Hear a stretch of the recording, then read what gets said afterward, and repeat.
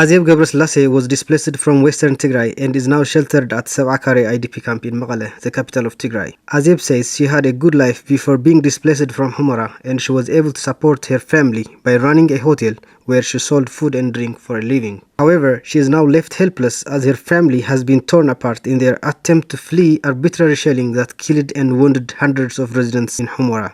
Azeb says life has been tough ever since she left her home, and she is suffering from lack of food and medicine.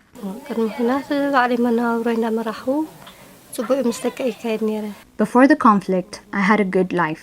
I was able to feed my children, and I had a hotel where I used to sell food and drinks for a living. However, after the war, everything is destroyed.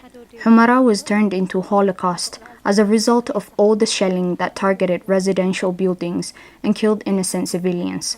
We had to run in different directions.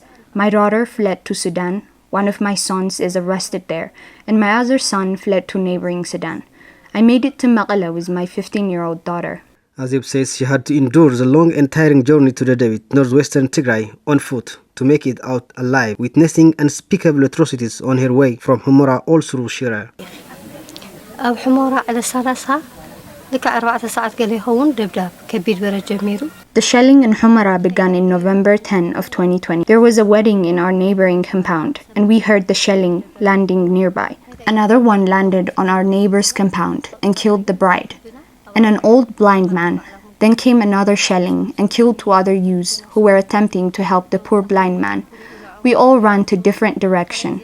When we reached Adabai, it was all a nightmare.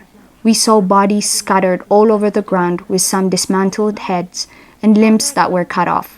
It was really horrific. The victim also says that life has become intolerable at IDP camps as she could not get food and medicine for her chronic illness. Besides, she is worried about her children as she couldn't know their whereabouts due to the communication blackout in Tigray.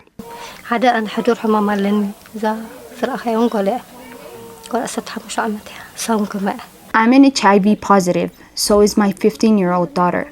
We couldn't get the medicine here, and there is not enough food either. It's so tough here.